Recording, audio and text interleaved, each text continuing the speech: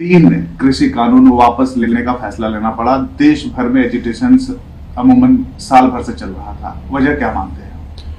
देखिए, पहले दिन से हम सब लोग, अपोजिशन की पार्टी सब लोग कह रहे थे कि ये तीनों कानून अनकॉन्स्टिट्यूशनल है। मोदी सरकार को कॉन्स्टिट्यूशन में कोई राइट ही नहीं था कि वो इस तरह कानून बनाए। दूसरा, ये सिर्फ कानून इसलिए बनाया गया क्योंकि मोदी अपने ईगो की सेटिस्फैक्शन के लिए, अपनी अनानियत और हम जिसको हिंदी में अहंकार के लिए उन्होंने ये कानून बनाया। और इस गलत और काले कानून की वजह से 700 किसानों को अपनी जानें खोनी पड़ी। अगर वो अपने ईगो को बाजू रखते, संविधान को सामने रखते, तो ये कानून बनता नहीं और ये 700 किसान अपनी जान उनको देनी नहीं पड़ती। तो ये फैसला बहुत देर के बाद हुआ है, बहुत देर लगा दी मेहरमा आते आते। और तीसरी बात यह है कि मोदी, ये मैं शुरू से कह रहा हूं, ये सरकार डरती है जब जनता रोड पर निकलकर प्रोटेस्ट करती है। और ये दूसरा एग्जाम्पल है कि पहले तो CNRC का प्रोटेस्ट आपने देखा कि पूरे देश में मुसलमानों के साथ सेकुलर लोग ठहरे, अभी तक रूल्स नहीं बने उसके। दूसरा, ये किसानों का आंदोलन, तो ये यकीनन किसानों के आंदोलन की, किसान के तमाम किसानों की ये कामयाबी है। और चौथी बात, इसमें ये बात साबित हो गई कि ये बड़ा प्रचार बीजेपी ने किया था कि 1 नेशन के लिए 1 कानून होना चाहिए, आपको वापस लेना पड़ा। तो 1 नेशन के लिए 1 इलेक्शन भी गलत है। हर स्टेट में इलेक्शन जब भी होगा तभी तो हम सरकार को आड़े हाथ लेंगे और सरकार काम करेगी गरीबों का। तो ये 1 नेशन 1 इलेक्शन गलत है। और पांचवी बात यह है कि मोदी सरकार वो बड़े बड़े उद्योगपति, बिलियनर जिसको कहते हैं, उन पर बड़ा बैसाखी बनाकर उनको इस्तेमाल कर रही थी और देख लिया कि वो बैसाखी भी नहीं बन सके। तो इनको ये जो फैसला लेना पड़ा, इनको आने वाले स्टेट इलेक्शन में, इनको जिसे उर्दू में कहते हैं कि नविश्ते दीवार, राइटिंग ऑन द वॉल नजर आ गई। तो इसीलिए अपने आप को बचाने के लिए, अपनी पार्टी को बचाने के लिए उन्होंने ये फैसला लिया है। और इसमें यह मत समझिए कि मोदी जी बड़ा काम किए। इनको नजर आ गया था कि देश इनके खिलाफ हो रहा है और चुनाव में जाना है उनको, उत्तर प्रदेश में, पंजाब में और 2-3 स्टेट में। इसलिए फैसला लिया गया। और शायर ने सही कहा था कि दहन पर है उनका गुमान कैसे कैसे, कलाम आते हैं दरमियान कैसे कैसे, जमीन व चमन गुल खिलाती है क्या क्या, बदलता है रंग आसमां कैसे कैसे। तो वो दिन दूर भी नहीं है इंशाल्लाह जब मोदी सरकार CAA का कानून भी वापस लेगी। आप चाहते हैं कि जो कानून बने नहीं, ये सब अनकॉन्स्टिट्यूशनल है ना, ये सब अनकॉन्स्टिट्यूशनल कानून है। आपने अपने ब्रूट मेजॉरिटी के ऊपर, अपने ईगो की सेटिस्फैक्शन के लिए, अपने अहंकार को सेटिस्फाई करने के लिए आपने इस तरह कानून बनाए। बिल्कुल गलत कानून है, इसका अनकॉन्स्टिट्यूशनल कानून है, चाहे फार्म लॉज हो।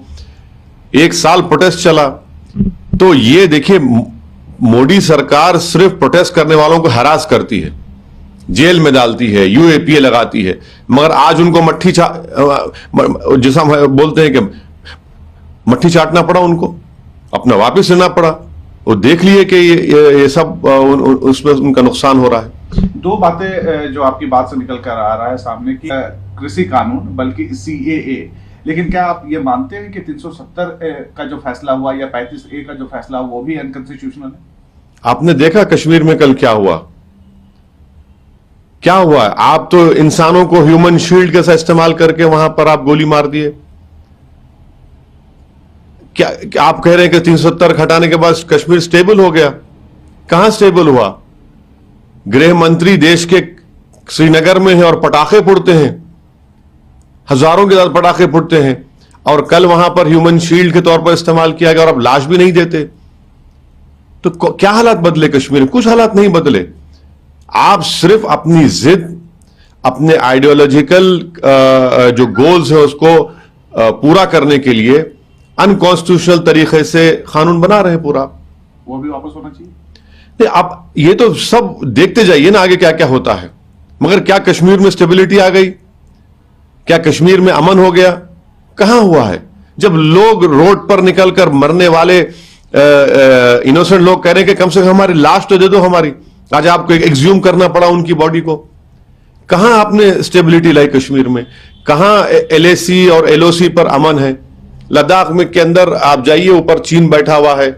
आपने पाकिस्तान से दोबारा सीज फायर क्यों किया और उसके बावजूद भी वहां पर ड्रोन से हथियार आ रहे हैं? तो देखिए हर महाज पर मोदी सरकार नाकाम साबित है और ये बताता है देश को, और हमको ये पैगाम मिलता है कि कोई भी सरकार अगर 300 MP सीट जीत कर ला भी लेती है तब भी वो गवर्नेंस नहीं कर पा रहे हैं ना, गवर्नेंस नहीं कर पा रहे हैं। इसीलिए इनको हालत मजबूरी में अपने आप को बचाने के लिए ये इस तरह के कानून को वापस लेना पड़ा, जो कानूनी और अनकॉन्स्टिट्यूशनल है। ये सवाल ये भी आ रहा है कि जो किसान मरे में क्या सरकार किसी मुआवजा या फिर किसी बड़े ऐलान का होना यकीनन देना चाहिए। जब सरकार इस बात को मान रही है कि हमसे गलती हुई और हम इस कानून को वापस ले रहे, तो ये सरकार का एक मॉरली भी और लायबल है इसके ऊपर, ये उनकी जिम्मेदारी है। अगर आप ये कानून नहीं बनाते 700 किसान नहीं मरते, तो कम से कम आप उनकी मदद तो करिए। देखिए जान तो चलेगी, जान तो वापस आने वाले नहीं है। पैसा किसी इंसान के, किसान की जान की कीमत नहीं बन सकता, मगर कम से कम उन किसानों से अगर मोदी सरकार को इतनी हमदर्दी वाकई में है, तो हम इस बात का डिमांड करते हैं कि मोदी सरकार उनको एक्सग्रेशिया दे। जब आप मान चुके हैं कि यह अनकॉन्स्टिट्यूशनल था, इनसे गलती हुई, हमने अपने ईगो की सेटिस्फैक्शन के लिए अपनी ब्रूट मेजॉरिटी के ऊपर एक काला कानून बनाया जिसको हम वापस ले रहे हैं, तो उनकी मदद करिए। उन 700 किसानों के ताल्लुक से भी आप थोड़ा अपने दिल में नरमी पैदा करिए, जरा नमी दिखाइए और उनकी मदद करिए। और लखीमपुर खीरी में जो हुआ, लखीमपुर खीरी में तो वो तो मंत्री बने बैठे हैं, उनका बेटा जेल में है जिसने उन किसानों को मारा। आप मंत्री पद पे कैसा रहेगा, कैसे इंसाफ होगा उन किसानों से, उन 4 किसानों से जिसको मंत्री के बेटे ने अपनी गाड़ी से रौंद दिया, अपनी राइफल से उन पर गोली चलाई। अगर सुप्रीम कोर्ट सोमोटो नहीं लेता तो वो बेटा भी गिरफ्तार नहीं होता। तो ये भी तो देखना पड़ेगा ना। कानून वापस जैसे लिए हैं, क्या मंत्रालय गृह मंत्री का?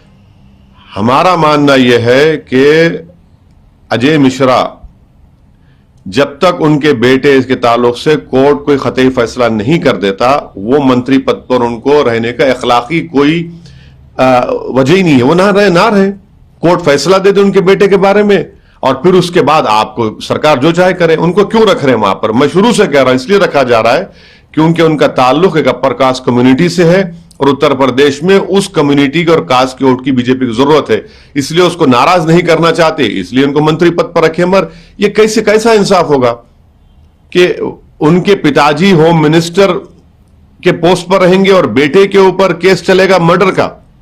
ये तो सुप्रीम कोर्ट के सोमोटो लेने से ही तो इतनी बात आगे बढ़ी, वरना वो तो वहीं खत्म हो जाता। चलिए वैसे जी आपसे एक सवाल है कि जब इतना किया है तो क्या ये हम उम्मीद करें कि जो किसान प्रदर्शन पे बैठे हैं वो वापस जाएंगे अपने घर?